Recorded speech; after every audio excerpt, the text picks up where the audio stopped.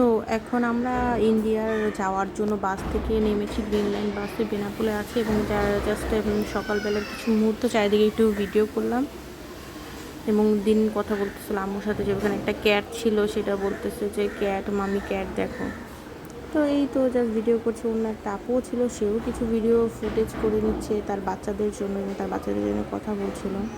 তো এই তো আমরা এখন লাইনের জন্য ওয়েট করছি। কিছুক্ষণ পরে আমরা বাংলাদেশের যে বর্ডার সেটা ক্রস করব, ইমিগ্রেশন শেষ করে ইন্ডিয়ার জন্য যাব। তো ওয়েট করতেছিলাম যে কখন হবে, আর প্রচণ্ড গরম ছিল। এত গরমের মধ্যে জাস্ট কিছু বলারই নাই, মানে খুবই গরম ছিল। জাস্ট এমনি গ্যালারিতে ভিডিও করতেছিলাম। তো আমরা বাংলাদেশের যে ভিতরের যে বর্ডার, বাংলাদেশ ইমিগ্রেশন শেষ করে এখন এই গ্যালারিতে বসেছি ইন্ডিয়া ইমিগ্রেশনে যাওয়ার জন্য। তো এখন তিনি অনেক বেশি ফানি কিছু করছিল, যার জন্য আম্মু একটু পানি খাইতেছিল, বলতে হাসতেছিল যে তোর ছেলেগুলো কী করতেছে জাস্ট।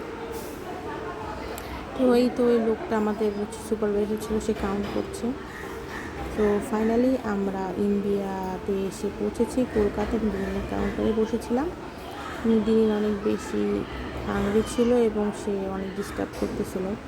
তো যাই হোক, এই তো আমি এখন একটু বের হলাম, বের হয়ে গ্রিন লাইনের বাহিরে আউটসাইডে একটু ভিডিও করলাম। ভিডিও করে দেখলাম যে মানে পুরাটাই মানে খুবই নিউ মার্কেট এরিয়া, অনেক পুরাতন এবং অনেক ওল্ড একটা টাউন। দ্যাটস ওয়াই সেখানে অনেক বেশি অনেক পুরানো অনেক বিল্ডিং ছিল, খুবই মানে নোংরা কলকাতা এক্স্যাক্টলি বলতে গেলে। তো এই তো এখানে শেষ হলো। আল্লাহ হাফেজ।